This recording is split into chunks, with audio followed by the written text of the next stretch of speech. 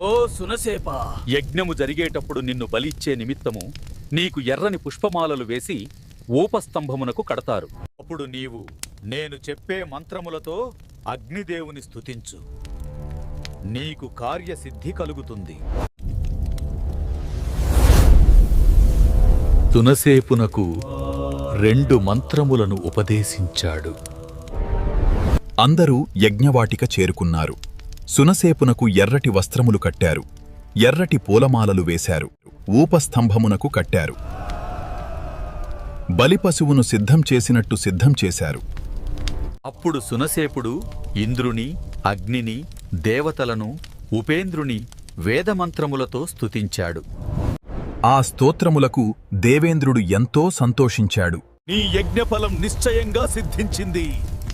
అంబరీషా, నీకు దీర్ఘాయుషు ప్రసాదిస్తున్నాను.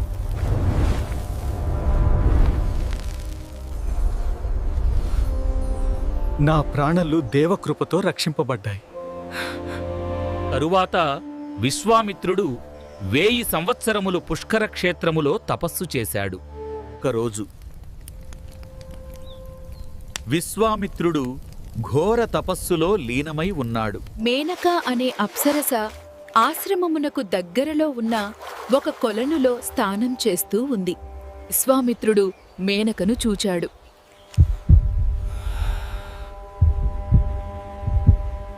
ఆమె అందచందాలు చూచి మోహితుడైనాడు. ఓ అప్సరసా, నా ఆశ్రమమునకు స్వాగతము. నన్ను కరుణించు. విశ్వామిత్రుని కోరికను మన్నిచింది మేనక. ఆశ్రమంలోనే ఉండి 10 సంవత్సరములు సుఖంగా గడిపారు. కాని ఈ సుఖం వెనుక ఒక గొప్ప విఘాతం దాగి ఉంది. అప్పుడు విశ్వామిత్రునికి జ్ఞానోదయం అయింది. తన ప్రవర్తనకు తానే సిగ్గుపడ్డాడు. మేనక వంక చూచాడు. ఆమె భయంతో వణికింది. తన తపస్సును భగ్నం చేయడానికి దేవతలు మేనకను తన వద్దకు పంపారేమో అని కూడా అనుమానం వచ్చింది. ఆమె మీద జాలిపడ్డాడు విశ్వామిత్రుడు. ప్రేమగా మాట్లాడి మేనకను పంపించాడు. తరువాత హిమాలయ పర్వతములకు వెళ్ళాడు.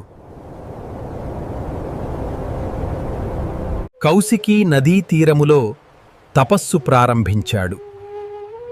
1000 సంవత్సరములు తీవ్రంగా తపస్సు చేశాడు. ఆయన తపస్సుకు దేవతలందరూ భయపడ్డారు. దేవతలందరూ కలిసి బ్రహ్మదేవుని వెంటబెట్టుకొని వాల్గముత్తు విశ్వామిత్రుని వద్దకు వెళ్లారు. ఓ విశ్వామిత్ర, నీ తపస్సు ఫలించింది. నాకు ఎంతో సంతోషంగా ఉంది. నీవు మహారుషికి అయ్యావు.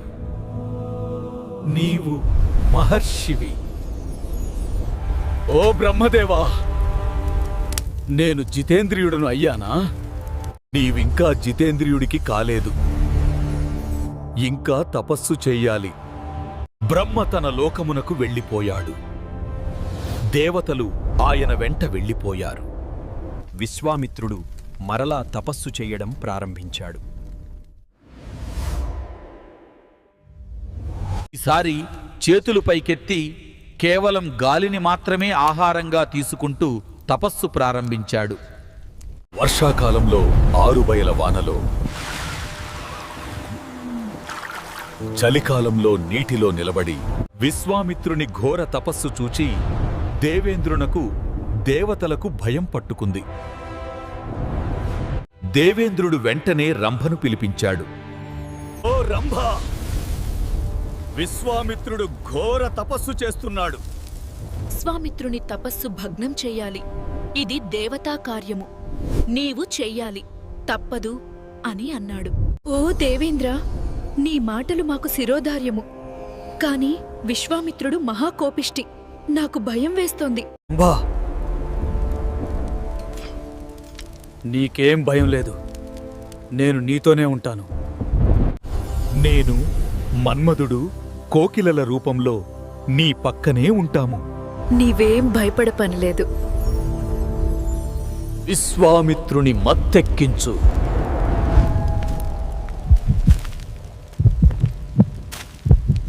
నా మాట మన్నించుచుం. రంభకు ఒప్పుకోక తప్పలేదు. సరే అని విశ్వామిత్రుని వద్దకు వెళ్ళింది. ఆయన ముందు నాట్యం చేసింది, ఆడింది, పాడింది. విశ్వామిత్రుని దృష్టిని ఆకర్షించింది. ఆయన ఆమెను చూచాడు. అందంగా ఉంది అనుకున్నాడు. ఇది అంతా దేవేంద్రుని కుతంత్రము కాదు కదా. ఆ తపస్సును భంగపరచడానికి ప్రయత్నించావు. 10,000 సంవత్సరాలు రాయిగా మారిపో. నీకు బ్రాహ్మణుని వలన శాప విమోచన కలుగుతుంది. వెంటనే రంభ రాతిబండగా మారిపోయింది.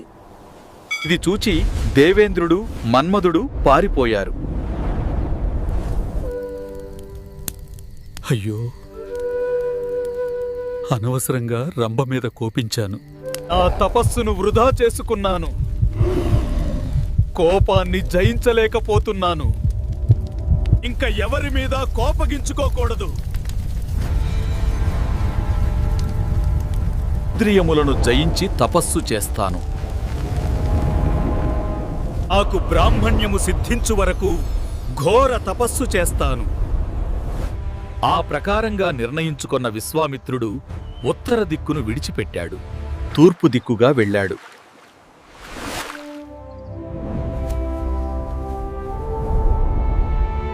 అచ్చట ఆశ్రమమును నిర్మించుకొని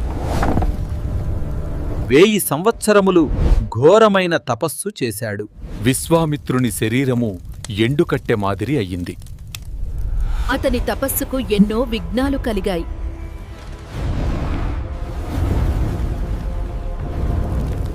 అని విశ్వామిత్రుడు చలించలేదుట. ఇంద్రియములకు లోబడలేదు. 1000 సంవత్సరములు పూర్తి అయ్యాయి. ఇక నా తపస్సు పూర్తి అయింది. స్వామి, చాలా ఆకలిగా ఉంది. అన్నం పెట్టండి. తీసుకోండి. ఇంద్రుడిపై కోపం లేదు. ఆకలిపై కూడా విజయం సాధించాడు. కేవలం గాలినే ఆహారంగా తీసుకుంటూ మరలా 1000 సంవత్సరములు తపస్సు చేశాడు. విశ్వామిత్రుని తలలో నుండి పొగలు అగ్నిగా మారాయి. లోకాలను దహిస్తాయేమో అని దేవతలు భయపడ్డారుగో. అందరూ బ్రహ్మ వద్దకు వెళ్లారు. రక్షించమని వేడుకున్నారు. ఓ బ్రహ్మదేవా, విశ్వామిత్రుని మీరు మహర్షి అన్నారు. ఆయన తపస్సు మానలేదు.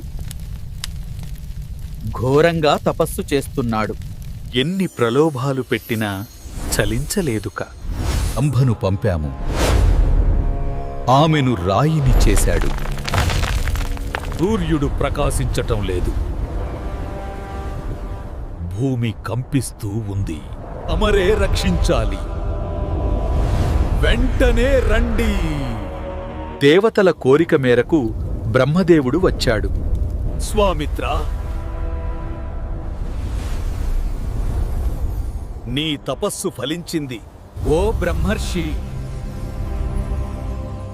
నీవు బ్రాహ్మణత్వమును పొందావు. బ్రహ్మర్షివైనావుటి. ఈ తపస్సుకు చాలా సంతోషించాను. దీర్ఘాయుష్షు ప్రసాదిస్తున్నాను. లోకములలో నీ ఇష్టం వచ్చినట్టు సంచరించు. నీకు శుభం కలుగుతుంది. ఓ బ్రహ్మదేవా, మీరు నాకు బ్రాహ్మణత్వము ప్రసాదించారు. ఓంకారము, వషట్కారములు, వేదములు నాకు లభ్యమగునుగాక. వాటిని నేను ఇతరులకు బోధించు అధికారము లభించునుగాక. యజ్ఞములు, యాగములు చేయించు అధికారము నాకు కలుగుగాక. బ్రహ్మర్షి అయిన వశిష్ఠుడు నన్ను అంగీకరించునుగాక. ఇవి కూడా నాకు ప్రసాదించండి. బ్రహ్మదేవుడు అలాగే అన్నాడు. దేవతలు అందరూ వశిష్ఠుని వద్దకు వెళ్లారు. ఓ వశిష్ఠ మహర్షి, విశ్వామిత్రుడు చేసిన ఘోరమైన తపస్సుకు మెచ్చి బ్రహ్మదేవుడు విశ్వామిత్రుని బ్రహ్మర్షి అని అన్నాడు. తమరు కూడా వచ్చి విశ్వామిత్రుని బ్రహ్మర్షి అని అంగీకరించండి. మరి వెంట విశ్వామిత్రుని వద్దకు వచ్చాడు. ఓ విశ్వామిత్ర, నీవు బ్రహ్మర్షివి, నేను అంగీకరిస్తున్నాను. ఓ విశ్వామిత్ర, నీవు బ్రహ్మర్షి అని అందరూ అంగీకరించారు అని పలికి దేవతలు స్వర్గలోకమునకు వెళ్ళిపోయారు. వెంటనే విశ్వామిత్రుడు లేచి వశిష్ఠుని సాదరంగా ఆహ్వానించాడు. అర్ఘ్యముపాద్యము సమర్పించి పూజించాడు. ఓ రామా, విశ్వామిత్రుడు బ్రాహ్మణత్వమును సంపాదించి బ్రహ్మర్షి అయ్యాడు. రామలక్ష్మణులతో పాటు జనక మహారాజు కూడా విశ్వామిత్రుని వృత్తాంతమును విన్నాడు. విశ్వామిత్రునికి చేతులు జోడించి నమస్కారము చేశాడు. ఓ విశ్వామిత్ర మహర్షి, ధన్యోస్మి. మా నగరమునకు వచ్చి మమ్ములను అనుగ్రహించినందుకు నాకు మహాదానందముగా ఉంది. నీ గుణగణములను మేమందరం విని తరించాము. నీవు చేసిన తపస్సు ఊహాతీతము. ప్రస్తుతము సూర్యుడు అస్తమించుచున్నాడు. తమరు సాయంకాల సంధ్యావందనాది కార్యములు నిర్వర్తించవలెను కదా. రేపు ఉదయము తమరి దర్శనము చేసుకుంటాను. తమరిని మిథిలా నగరమునకు ఆహ్వానించి నా వెంట తీసుకుని వెళతాను. సంతోషంగా అనుజ్ఞయిస్తున్నాను జనక మహారాజా. ప్రదక్షిణపూర్వక నమస్కారములు సమర్పించుచున్నాను మహర్షి. జనక మహారాజు అమాత్యులు పురోహితులతో కలిసి మిథిలకు ప్రయాణమయ్యాడు. శ్రీమద్ రామాయణము బాలకాండము 65వ సర్గ సంపూర్ణము. ఓం తత్సత్.